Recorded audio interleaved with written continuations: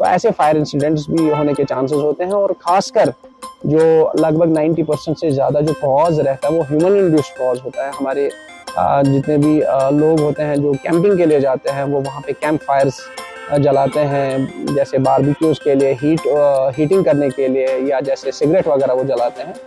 तो वहाँ पे हमें प्रिवेंटिव मेजर्स पे काफ़ी फोकस करना पड़ेगा। हमें ऐसी प्रैक्टिसेस जिनसे आग लगने की प्रोबेबिलिटीज़ इंक्रीज़ होती हैं, हमें वैसी प्रैक्टिसेस से परहेज़ करने की ज़रूरत है। बहुत ही अनफॉर्चुनेट है, हम सब के पास आज मोबाइल फ़ोन भी है और अवेयरनेस भी है।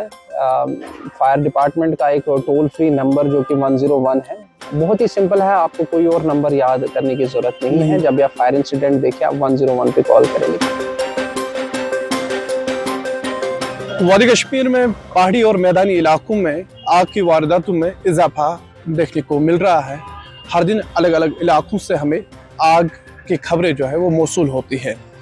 इस सब पे तफसील हमारे साथ बात करने के लिए deputy director fire and emergency services Kashmir Aqib Hussain Mir है। इनसे तफसीलन इस पर जानने की कोशिश करेंगे।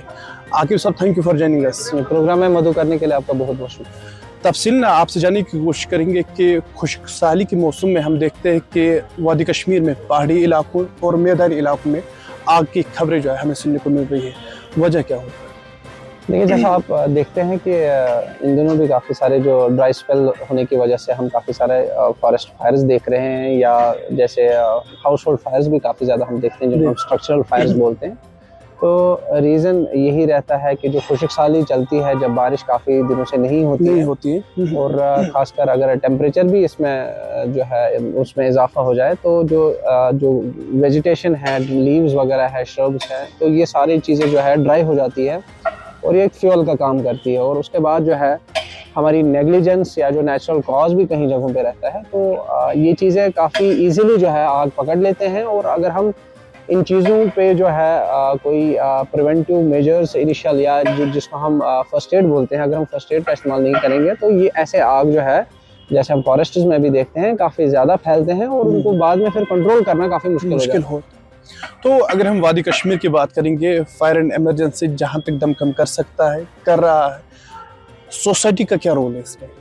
देखिए, जो कोई भी डिज़ास्टर हो, अगर हम फायर की भी बात करेंगे, तो खाली इसमें डिपार्टमेंट जो है उनका खाली रोल है, रिस्पॉन्सिबिलिटी नहीं रहता है। पब्लिक का कोऑर्डिनेशन, पब्लिक का कोऑपरेशन बहुत ही इम्पोर्टेंट होता है। तो कम्युनिटी इन्वॉल्वमेंट जिसको हम बोलते हैं, तो जैसे हम बार बार पब्लिक से भी रिक्वेस्ट करते हैं कि जो भी फायर डिपार्टमेंट जो है ट्रेनिंग्स आपको प्रोवाइड करता है, जैसे फायर प्रिवेंटिव मेजर्स के बारे में हम उनको बताते हैं, लाइफ सेफ्टी के बारे में बताते हैं, या फायर प्रोटेक्शन मेजर्स के बारे में बताते हैं, जहाँ पे हम उनको एक्सटिंग्विशर्स वगैरह इनका होना कितना ज़रूरी है एक ऑक्यूपेंसी के पास। जैसे आपके घर में भी अगर एक्सटिंग्विशर है, तो आग इनिशियल स्टेज में ही हम कंट्रोल कर सकते हैं। तो लोगों को हम बार बार यही रिक्वेस्ट करते हैं, ऐसे इक्विपमेंट्स आप अपने पास रखें। फायर ट्रेनिंग्स जितनी भी फायर डिपार्टमेंट प्रोवाइड करता है, जो हमारे डायरेक्टर है श्री आलोक कुमार सर, हमने लगभग हज़ारों की तादाद में जो है अवेयरनेस प्रोग्राम्स 2.5 साल से हम पूरी यूपी में करा रहे हैं, जहाँ पे जो मुद्दा और मकसद ये है कि जो हर किसी घर में कम से कम एक जो है फायर फाइटर होना चाहिए।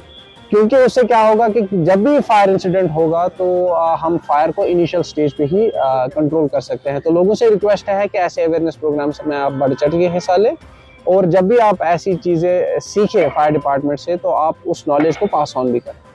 तो फायर एंड इमरजेंसी सर्विस की अगर हम बात करेंगे, इस वक्त फॉरेस्ट फायर में इजाफा होते हुए नज़र आ रहा है, तो कितनी चैलेंजेस का सामना आप लोगों को करना पड़ रहा है? ये फॉरेस्ट फायर्स का अगर हम जिक्र करें, सबसे पहले तो फॉरेस्ट का हमारा बहुत ही बड़ा सरमाया है। 20% लगभग हमारा जो ज्योग्राफिकल एरिया है जम्मू एंड कश्मीर यूटी का, वो फॉरेस्ट के अंदर आता है। हमारे हर किसी डिस्ट्रिक्ट में लगभग फॉरेस्ट है। तो जनरली जो हम फॉरेस्ट फायर्स देखते हैं, 2 टाइप्स के कॉज रहते हैं, नेचुरल कॉज या जो ह्यूमन इंड्यूस्ड कॉज होता है। नेचुरल कॉज में हमारा जैसे लाइटनिंग, थंडर, या इवन स्पॉन्टेनियस कंबशन, जो कि बहुत कम लोग जानते हैं कि जो है कई बार जो हमारे ड्राई लीव्स वगैरह होते हैं, तो हाई टेम्परेचर की वजह से उनको इग्नाइट करने की जरूरत नहीं पड़ती, वो ऑल ऑफ सडन खुद ही इग्नाइट होते हैं।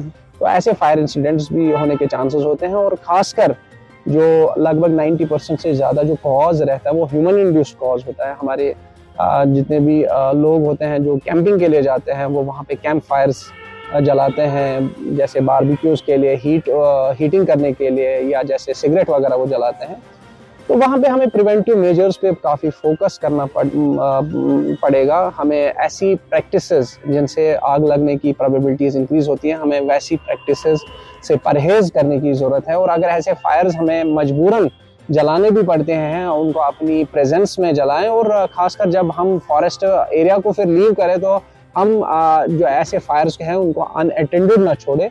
और ख़ासकर जो हमारा जो फॉरेस्ट के नज़दीक जो हमारी जो स्ट्रक्चर्स होते हैं, जो हैबिटेट है या जो जहाँ पे हमारे स्ट्रक्चर्स वगैरह है, तो हमें ऐसे ड्राई वेजिटेशन को क्लियर करना पड़ता है, वरना जो ये फॉरेस्ट फायर्स है इनकी जद में हमारे स्ट्रक्चर्स भी आ सकते हैं।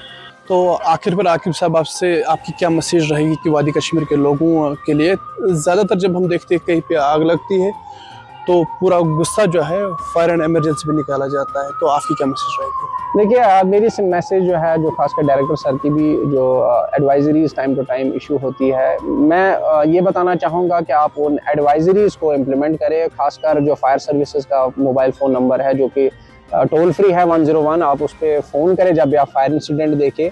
और जब फायर सर्विसेज स्टेशन से बाहर आता है तो जो ही वो फायर साइट तक पहुंचता है तो आप उनके साथ ताउन करें, क्योंकि फायर फाइटिंग के दौरान हमें लोगों की भी सहायता की ज़रूरत होती है। हम लोग हमें नियरेस्ट वाटर सोर्सेज का आइडिया दे सकते हैं, इवैक्यूएशन प्रोसीजर्स में वो हमारी हेल्प कर सकते हैं। तो ये बहुत ही इंपॉर्टेंट हो जाता है। और जहां हमने देखा है कि जहां पे पब्लिक इंटरवेंशन हो जाता है किसी भी फायर फाइटिंग ऑपरेशन में, वहां हमने जनरली देखा है जितना नुकसान होना चाहिए उससे कहीं ज्यादा नुकसान होता है। Instead of creating public intervention, you should coordinate with fire and emergency department so that there is a less loss of life and property. शुक्रिया आकिब साहब बात करने के लिए, thank you very much. Thank you.